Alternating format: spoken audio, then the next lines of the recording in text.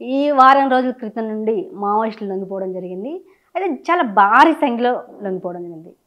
అయితే నిన్న రేవంత్ రెడ్డి చేసిన కామెంట్స్ కూడా చర్చకు దారితీశాయి. మావోయిస్టులు లొంగిపోవాలి, జనజీవన శ్రేవంతులకు రావాలంటూ కూడా పిలుపునివ్వడం జరిగింది.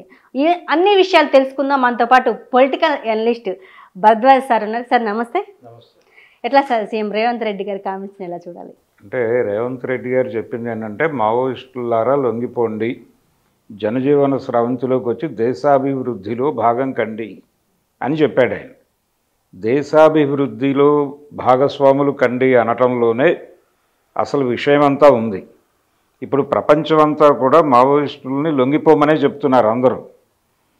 అంటే సాయుధ పోరాటం విరమించండి, వెంటనే బయటకు వచ్చేసేయండి అని చాలా బలంగా చెప్తున్నారు. వినకపోతే కొట్టి లాక్కొచ్చేలాగా మాట్లాడుతున్నారు. ఇది ఒక చాలా అగ్రెసివ్గా నడుస్తున్నటువంటి క్యాంపెయిన్. ఒకవైపు ప్రజల మీద ప్రభుత్వం చేస్తున్నటువంటి దుర్మార్గాలు మాట్లాడటం లేదు, అలాగే మావోయిస్టుల్ని చంపేస్తున్నారు అది మాట్లాడటం లేదు, ఏవీ మాట్లాడటం లేదు. జనాల్లో హింస పెరిగిపోతోంది. అంటే మార్కెట్ ఎకానమీ తీసుకొచ్చినటువంటి అనేక రకాల హింస జన జీవితాల్లోకి ప్రవేశించి ఒకళ్ళనొకళ్ళు చంపేసుకుంటున్నారు. దాని గురించి ఎవరూ మాట్లాడటం లేదు. ఇవేవి మాట్లాడకుండా కేవలం మావోయిస్టులతో ఆయుధాలు పక్కన పెట్టించి వాళ్ళని తీసుకొచ్చి జనజీవన స్రవంతిలో కలపటం అనే దాని మీద సమాజం మొత్తం మాట్లాడేస్తోంది. అంటే దేశాభివృద్ధి అంటే ఇప్పుడు ఉద్దేశం ఏంటంటే ఎవరైనా సరే ఏ ప్రభుత్వ అధినేత అయినా దేశాభివృద్ధి లేదు అభివృద్ధి అని మాట్లాడితే దానికి ఒక నిర్వచనం సెటిల్ అయిపోయింది. ఆ నిర్వచనం ఏంటంటే పెట్టుబడులు తీసుకురావాలి, కార్పొరేట్లను తీసుకురావాలి, పరిశ్రమలు పెట్టాలి. పరిశ్రమలు పెట్టడమే అభివృద్ధి కింద డిసైడ్ అయిపోయారు. ఈ వస్తున్నటువంటి కార్పొరేట్లకి, పరిశ్రమలు పెట్టడం కోసం వస్తున్న కార్పొరేట్లకి భూములు ఇవ్వాలి. భూములు ఇచ్చేస్తే వాళ్ళు ఆ భూములు కూడా జనాలు ఇవ్వాలి. ప్రజలు భూములు లాక్కుని అభివృద్ధిలో మిమ్మల్ని భాగస్వాముల్ని చేస్తాము అని చెప్పి భూములు తీసుకొని ఆ ప్రజల చేత ఏం చేస్తున్నారు వీళ్ళు? ఆ ఫ్యాక్టరీల్లో గేట్లు తీసే పనో, లేకపోతే టాయిలెట్లు కడిగే పనో, లేకపోతే లోపల కాఫీలు అందించేటువంటి పనో తప్ప ఇప్పుడు అభివృద్ధి అంటే భూములు తీసుకున్నటువంటి ప్రాంతంలో ఉన్నటువంటి వాళ్ళందరినీ డెవలప్ చేసి వాళ్ళకి స్కిల్ డెవలప్మెంట్ ప్రోగ్రామ్ ఏదైనా చేసి ఆ కంపెనీలో ఉపాధిలో ప్రధాన శాతం ఆ స్థానికులకు ఇవ్వాలి. ఇలాంటి ప్రోగ్రాం ఎప్పుడైనా ఏ ప్రభుత్వము తీసుకున్న పాపాన పోలేదు. ఇప్పుడు చాలా ప్రాంతాల్లో భూములు లాక్కుంటున్నారు ప్రజల దగ్గర నుంచి. ప్రజల దగ్గర ఇప్పుడు అమరావతిలో జరుగుతుంది అదే. చంద్రబాబు నాయుడు గారు 38,000 ఎకరాలు తీసేసుకున్నాడు, ఇంకో 40,000 ఎకరాలు కావాలి అభివృద్ధికి అంటున్నాడు ఆయన. ఈ అభివృద్ధి అనే పేరుతో వీళ్ళు తీసుకొస్తున్నటువంటి పరిశ్రమల్లో ఆ పొలాలు ఇచ్చినటువంటి రైతులకి వచ్చేటువంటి ఉపాధి ఏమిటి అనేది క్వశ్చన్ చేస్తే అక్కడ ఒక ఇన్స్టిట్యూషన్ పెట్టి ఆ ప్రాంతపు యువతని వాళ్ళు ఆ పెడుతున్నటువంటి కంపెనీ తాలూకా స్కిల్ డెవలప్మెంట్లో వీళ్ళందరికీ తర్ఫీదు ఇచ్చి వీళ్ళందరికీ అందులో పెద్ద ఉద్యోగాలు ఇస్తారా అంటే గ్యారంటీగా లేదు. అది ఇప్పటివరకు అలాంటి మోడల్ ఎక్కడా సెట్ చేయలేదు. కాబట్టి వీళ్ళు చేసే పనులేంటి? అక్కడ లోపల తలుపులు తీసే పనిలో, లేకపోతే కుర్చీలు తుడిచే పనిలో, లేదా టాయిలెట్లు క్లీన్ చేయటమో ఈ పనులే ఇస్తారు వీళ్ళకి. ఆ పని చేయటానికి వాళ్ళు ఎందుకు భూములు ఇవ్వాలి అనేది ప్రశ్న. మీ అభివృద్ధి మీ ప్రజలకే దక్కటం లేదు, ఇంకా మావోయిస్టులు వచ్చి దీనిలో పాల్గొనాలని చెప్తున్నాడు ఆయన రేవంత్ రెడ్డి గారు. అంటే వాళ్ళు ఏం చేయాలి? వాళ్ళు కూడా ఇప్పుడు మొన్న మల్లోజుల వేణుగోపాల్ లొంగిపోయిన తర్వాత ఆంధ్రజ్యోతిలో ఒక వార్త వచ్చింది. ఒక మైనింగ్ కంపెనీ ఆయనకి ఒక ఆఫర్ ఇచ్చింది, మీరు ఏ ర్యాంకులోనైనా మా దగ్గరకు వచ్చి పనిచేయచ్చు అని. అది ఆంధ్రజ్యోతిలో అచ్చయినటువంటి వార్త. నాకు అది చూడగానే రామాయణం గుర్తొచ్చింది. ఆ వార్త చూడగానే అంటే రామాయణంలో కూడా విభీషణుడు అలాగే సుగ్రీవుడు వీళ్ళిద్దరూ కూడా రాముడికి సామంతులుగా మారి ఆయనేమో వాలిని చంపుతాడు, ఈయనేమో రావణుడిని చంపుతాడు విభీషణుడు. అన్నల్ని చంపేసి వీళ్ళిద్దరూ కలిసి రాముడి సామంతులుగా మారిపోయి ఉంటారు. అక్కడ ఏజెంట్లుగా మారిపోతారు, రాముడి ఏజెంట్లుగా మారిపోతారు ఇద్దరు. అలా మల్లోజుల వేణుగోపాల్ కూడా అలా ఒక రకమైన విభీషణుడిగా మారి అక్కడ కార్పొరేట్ కంపెనీ ఇచ్చినటువంటి ఆఫర్ అంగీకరిస్తాడా అనో చర్చ జరిగింది. ఆయన అంగీకరిస్తున్నట్టుగా ఎక్కడా వార్తలు లేవు. అది ఆ వార్త జ్యోతిలో వచ్చినటువంటి వార్త ఎంతవరకు అది దానికి ఇది ఉంది, ప్రామాణికత ఉంది అనేది అనుమానమే. గతంలో మల్లోజుల వైఫ్ ఆల్రెడీ లొంగిపోవడం జరిగినప్పుడే ఆల్రెడీ మాకు మల్లోజుల కాంటాక్ట్లో ఉన్నాడు అన్న వార్త కూడా వినపడింది. అది ఎంతవరకు వాస్తవం అంటారు సార్? అంటే ఈ లొంగుబాట్లు అనేవి ఆయన చాలా కాలంగా ఆర్గ్యూ చేస్తున్నాడు. ఈ రోజున కొత్తగా తెర మీదకి వచ్చినటువంటి అంశం కాదు ఇది. అంటే నిర్బంధం తీవ్రతరమైన తర్వాత, పర్టికులర్గా భారతీయ జనతా పార్టీ నేతృత్వంలో ఎన్డీఏ ప్రభుత్వం అధికారంలోకి వచ్చిన తర్వాత వాళ్ళు విపరీతంగా, అంటే ఇక్కడ భారతీయ జనతా పార్టీని కొంచెం స్పష్టంగా అర్థం చేసుకోవాలంటే 77 నుంచి మాట్లాడుకోవాలి వాళ్ళ గురించి. 77లో ఎమర్జెన్సీ తర్వాత ఇందిరాగాంధీని ఓడించిన జనతా పార్టీ నిర్మాణం వెనకాల జనసంఘ్ ఉంది. జనసంఘ్ అంటే ఇప్పటి భారతీయ జనతా పార్టీయే.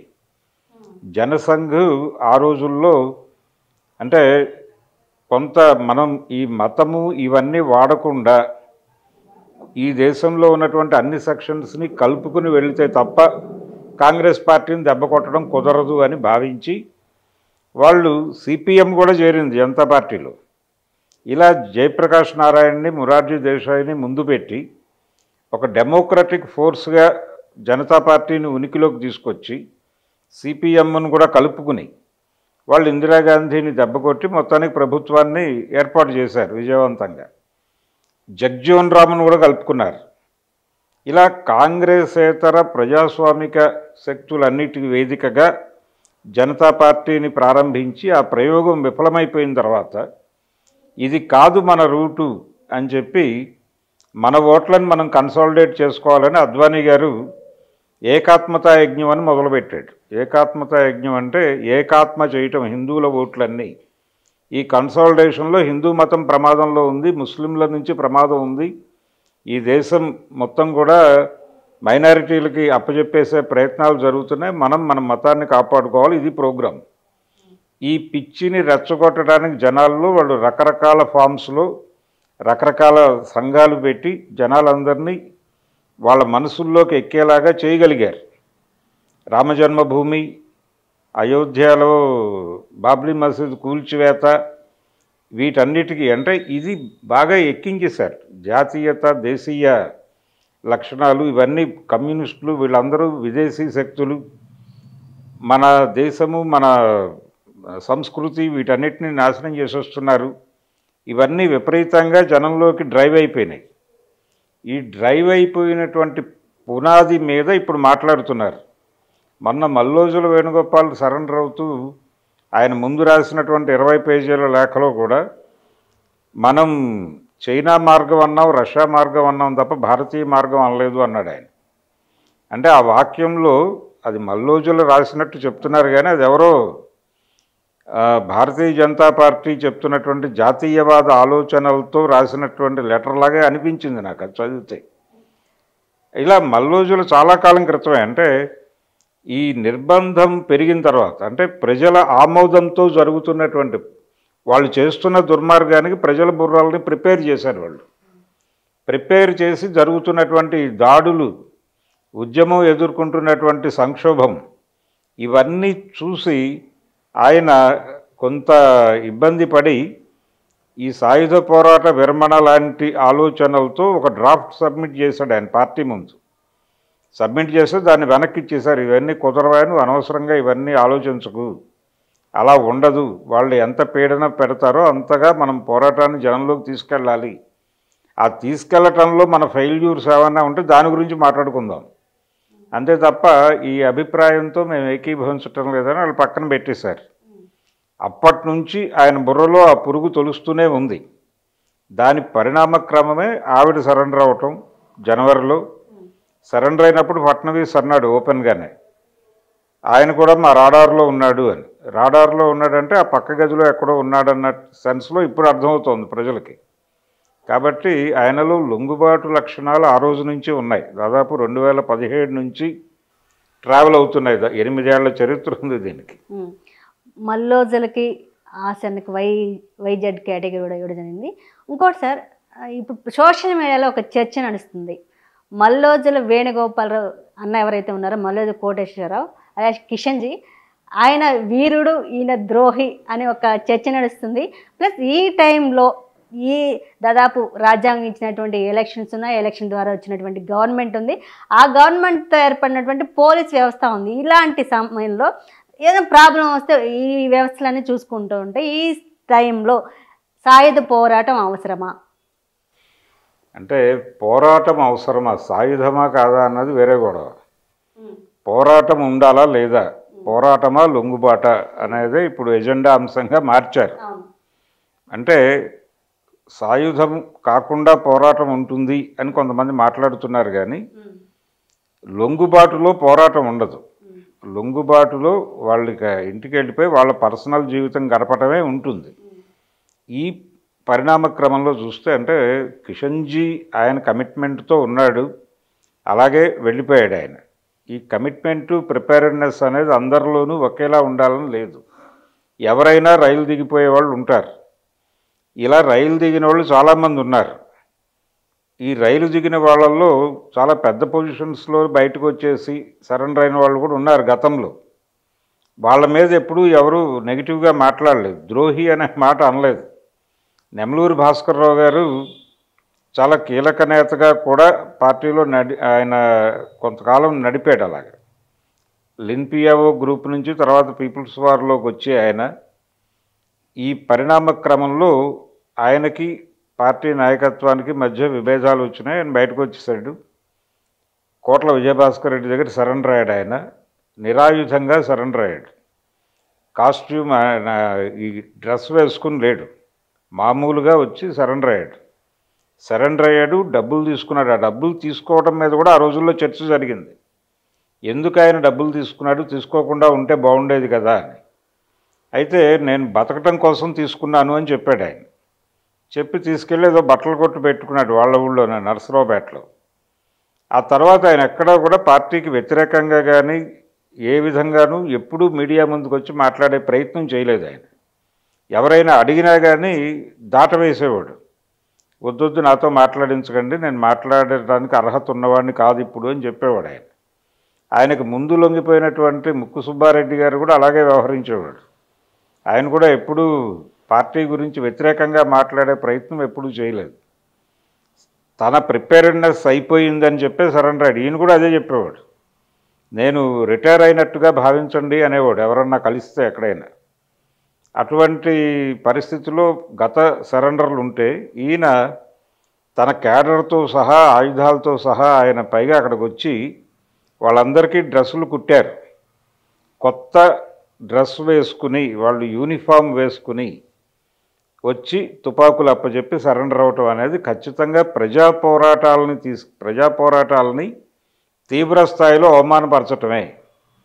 ప్రజా ఉద్యమాలను అవమానపరిచిన వ్యక్తి ఆయన ఏదో మళ్ళీ ఒక ప్యారలల్ ఉద్యమాన్ని నిర్మిస్తాడు అని బయట ఉన్న వాళ్ళు మాట్లాడుతున్నారు. ఆయన సమర్థకులు, ఆయన లొంగుబాటును సమర్థించేవాళ్ళు చాలామంది ఉన్నారు. అందులో జంపన్న లాంటి వాళ్ళు చాలా దూకుడుగా కూడా మాట్లాడుతున్నారు. లొంగిపోయిన వాళ్ళని ఎలా పడితే అలా మాట్లాడకండి అని మాట్లాడుతున్నాడు ఆయన. అందరినీ మాట్లాడలేదు ఎప్పుడు. మాట్లాడుతున్నది మల్లోజుల గురించి, ఆసన్న గురించి ఎందుకు మాట్లాడాల్సి వస్తుందంటే వాళ్ళు ఈ ఆయుధాలన్నీ పట్టుకెళ్ళి గవర్నమెంట్ దగ్గర సరెండర్ చేయటం అనేది ఏ విధంగా చూసినా ప్రజా పోరాటాలను అవమానపరచటమే. రెండోది, ఆయుధాలు సంపాదించుకోవటం అనేది ఎంత కష్టమో వాళ్ళకి తెలుసు. జంపన్న గారికి తెలుసు, ఆసన్నకి తెలుసు, మల్లోజుల వేణుగోపాల్కి తెలుసు. ఈ ఆయుధాలు సంపాదించుకోవటం కోసం చాలా యాక్షన్స్ చేయాల్సి ఉంటుంది. ఆ యాక్షన్ చేసినప్పుడు కొంతమంది చనిపోయి ఉంటారు. ఆ చనిపోయిన వాళ్ళ నెత్తురుతో కలిసినటువంటి ఆయుధాలు పట్టుకెళ్ళి మీరు శత్రువు దగ్గర పెట్టడం అనేది ఎంతవరకు దాన్ని మీరు జస్టిఫై చేసుకోగలరు అనేది ప్రశ్న. మీరు ఇందాక మల్లోజుల మరో ఉద్యమం చేస్తారు అని ఒక టాక్ వినపడుతున్నాను. మల్లోజులు కావచ్చు, ఆచరణ కావచ్చు, ఇద్దరు తెలంగాణ బిడ్డలు. మరి తెలంగాణకి ఎప్పుడు వస్తున్నారు? అంటే వాళ్ళు మరొక ఉద్యమం చేస్తాం, మేము ప్రజలతోనే ఉంటాము, మేమేమి ఆయుధాలు అప్పచెప్తున్నాం తప్ప మేమేమి ప్రజలను వదిలేస్తామనో లేకపోతే ఉద్యమాన్ని వదిలేస్తామనో చెప్పట్లేదని ఆయన మీడియాతో మాట్లాడాడు ఆసన్న. మల్లోజులు వేణుగోపాల్ ఎక్కడా పెదవి విప్పలేదు.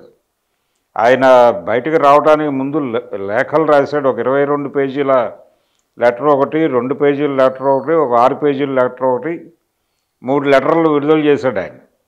లొంగిపోయిన తర్వాత మీడియా ముందుకు రాలేదు, పెదవి విప్పలేదు. ఆయన పూర్తిగా 4 గోడలకే పరిమితం అయ్యాడు. కానీ ఆసన్న సరెండర్ అవడానికి వెళ్ళే ముందు అనేక ఛానల్స్తో మాట్లాడాడు ఆయన.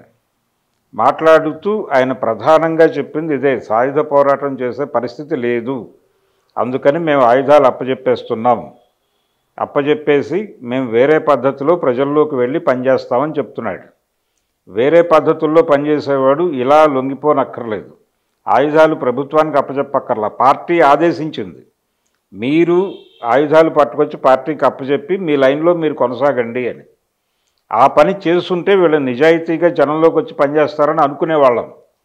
కానీ అది జరగల. కేవలం పెదవి మీద మాట్లాడాడు తప్ప ఆయన ప్రోగ్రామ్ ఏమిటో తెలియదు. వాళ్ళు ఇప్పుడు వాళ్ళ ప్రాంతాలకు వస్తే, ఇప్పుడు ఆయన పెద్దపల్లి వెళ్ళినా లేదు, ఈయన తన స్వగ్రామం వచ్చినా కానీ జనాలు యాక్సెప్ట్ చేసేటువంటి మూడ్లో లేరు. చాలా స్పష్టంగా జనాలు సఫర్ అవుతున్నారు. సఫర్ అంటే ఇలా జరిగింది ఏమిటి? తెలంగాణలో పరిస్థితి వేరు, ఆంధ్రాలో పరిస్థితి వేరు. తెలంగాణలో చాలా గ్రామాల్లో ఆ గ్రామాల ప్రజలు మూమెంట్తో ఐడెంటిఫై అయి ఉన్నారు ఇప్పటికీ. ఇక్కడ పార్టీ ఉనికి లేదు, ఇక్కడ పార్టీ యాక్టివిటీస్ లేవు, కానీ జనం మనసుల్లో ఇంకా పార్టీ ఉంది. నిన్న జరిగినటువంటి అక్కడ సిద్దిపేట దగ్గర జరిగినటువంటి రామచంద్రారెడ్డి అంత్యక్రియల్లో పాల్గొనడానికి వెళ్ళినప్పుడు ఆ ఊరి ప్రజలందరూ కదిలి వచ్చారు, ప్రతి ఇంటి నుంచి వచ్చారు. అలాగే అక్కడ వచ్చినటువంటి కార్యకర్తలని ప్రతి ఇంటికి తీసుకెళ్ళి వాళ్ళు మంచినీళ్ళు ఇచ్చి ఆదరించారు. ఆ పరిస్థితి చూసినప్పుడు ఏమిటిది ఇంత ఓన్ చేసుకుంటున్నారు? ఇప్పుడు సుధాకర్ అంత్యక్రియలు అక్కడ జరిగినాయి ఆంధ్రప్రదేశ్లో. ఇది హనుమాన్ జంక్షన్ దగ్గర వాళ్ళ ఊరు సత్యవోలు అనే గ్రామంలో జరిగింది అది. ఆ గ్రామ ప్రజలు ఇలా కదలలేదు, వాళ్ళు సైలెంట్ స్పెక్టేటర్స్గానే అలా నిలబడిపోయి ఉన్నారు. చాలా తక్కువ మంది మాత్రమే పార్టిసిపేట్ చేశారు. కానీ ఇక్కడ అలా లేదు. మొన్న రామచంద్రారెడ్డి అంత్యక్రియల్లో మొత్తం ఊరు పాల్గొంది. తెలంగాణలో అది ఉంది. తెలంగాణలో ఇప్పటికీ ఆ మూడ్ ఉంది, జనాల మనసుల్లో పార్టీ బతికే ఉంది ఇక్కడ. కాబట్టి వీళ్ళిద్దరూ కనుక ఆయన పెద్దపల్లి వెళ్ళినా ఈయన స్వగ్రామం వెళ్ళినా ఇద్దరిని ఆ లోకల్ ప్రజలు నిలదీసేటువంటి ప్రమాదం ఉంది. అందుకని ఇప్పుడు వాళ్ళు ఆ గ్రామాలకు వెడతారని నేనైతే అనుకోవడం లేదు. వీళ్ళకి వై కేటగిరీ వస్తుంది భద్రత అని అంటున్నారు. ఎంతవరకు వాస్తవం సార్? అసలు అవసరమా వీళ్ళు? అంటే ఇప్పుడు ఆయన ఆల్రెడీ ఆవిడకి ఒక విల్లా ఏదో ఇచ్చారట అక్కడ తారక్కకి, మల్లోజుల వేణుగోపాల్ వైఫ్కి. అంటే ముందే ఆవిడ అక్కడ ఉన్నారు. బహుశా అదే ఇంట్లోకి ఈయన కూడా వెళ్ళిపోయి అక్కడ, అంటే అది గేటెడ్ కమ్యూనిటీ హై సెక్యూరిటీ జోన్లో ఉంది అని చెప్పారు. ఆ జోన్లో ఉన్నాడు ఆయన ఆల్రెడీ. కాబట్టి అంటే పార్టీ ప్రకటన ఇచ్చింది వీళ్ళిద్దరూ ద్రోహులు కాబట్టి విప్లవ ప్రజలకి మేము పిలుపునిస్తున్నాం, వీళ్ళని శిక్షించండి అని అన్నారు తప్ప మేము శిక్షిస్తామని పార్టీ చెప్పలేదు. జనం శిక్షిస్తారు అని మాత్రమే చెప్పారు. దాన్ని ఎలా చెప్తున్నారంటే పార్టీ చంపేస్తానని వార్నింగ్ ఇచ్చింది అని చాలామంది మాట్లాడుతున్నారు. అది అనలేదు. అది విప్లవ ప్రజలు గుణపాఠం నేర్పుతారు అని మాత్రమే ఆ లెటర్లో ఉంది, ఆ అభయ్ పేరుతో విడుదలైనటువంటి లెటర్లో. అందుకని విప్లవ ప్రజలు గుణపాఠం నేర్పుతారేమో అనే ఉద్దేశంతో ఇప్పుడు వై కేటగిరీ భద్రత కల్పించాలని ప్రభుత్వం అనుకుంటోంది అనే వార్త బయటకు వచ్చింది. అంటే జనం నుంచి మీకు రక్షణ కల్పించే పరిస్థితి వచ్చింది, ప్రభుత్వం ఆ చొరవ తీసుకుంది అంటే మీరు ఆల్టర్నేటివ్ ఉద్యమం ఏదో చేస్తారు అనేది భ్రమనే కదా.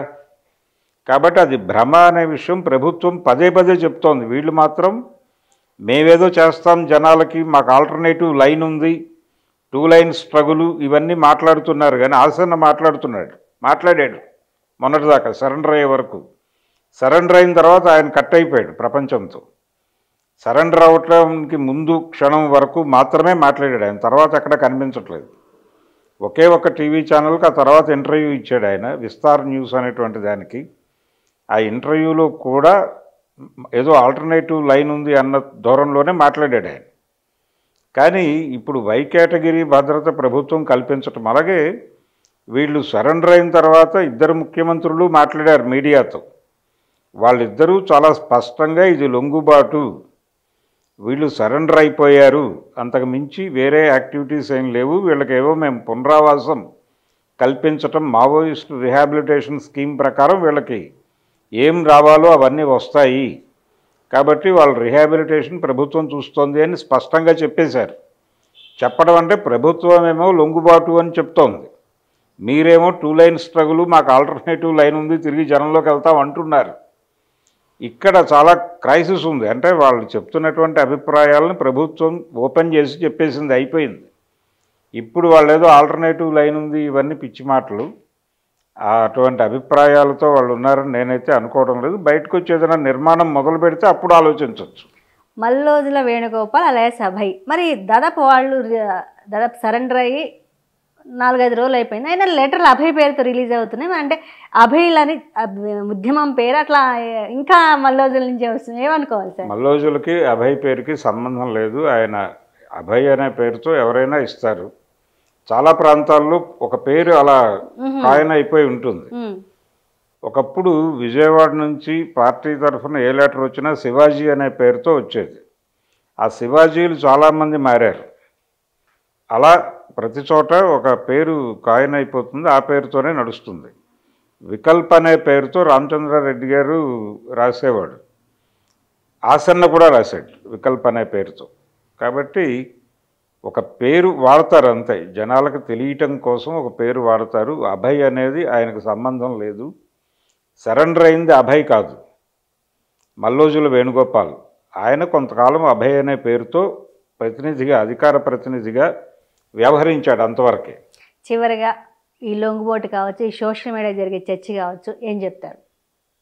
అంటే మొత్తం ప్రజలందరూ కూడా ఇప్పుడు మావోయిస్టు పార్టీ సాయుధ పోరాటం విరమించాలి అనేటువంటి గొడవ చేస్తున్నారు. కానీ ప్రభుత్వం చేస్తున్న హింసల గురించి, ప్రపంచీకరణ, అలాగే మార్కెట్ ఎకానమీ జీవితాల్లోకి వచ్చిన తర్వాత జరుగుతున్న హింసల గురించి, జీవించే హక్కు హరించుకుపోతున్నటువంటి పరిస్థితి, దీని గురించి ఎవరు మాట్లాడటం లేదు.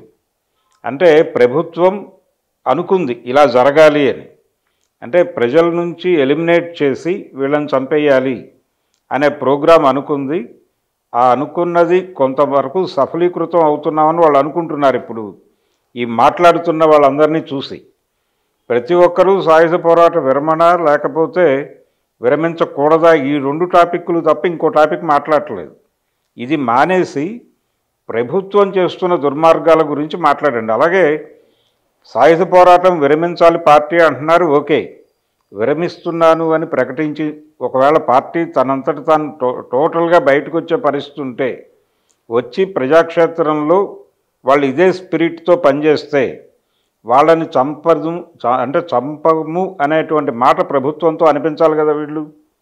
ఆ మాట అనిపించండి ముందు, ప్రభుత్వం మెడలు వంచి ఆ మాట అనిపించేటువంటి ప్రయత్నం చేయండి. ప్రభుత్వం రాజ్యాంగాన్ని పట్టించుకోవటం లేదు, పాటించటం లేదు.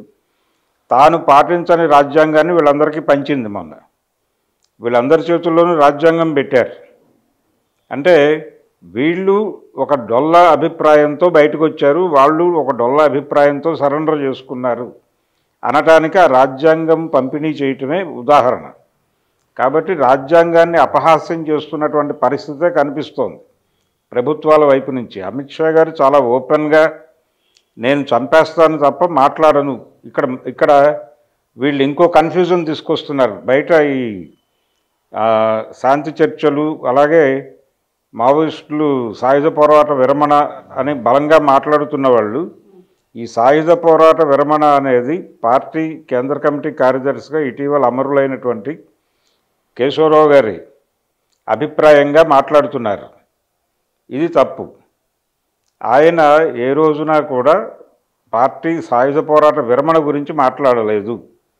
ఆయన ఒక బ్రీతింగ్ స్పేస్ కోసం ప్రభుత్వంతో చర్చలు జరపాలి అని మాత్రమే అనుకున్నాడు.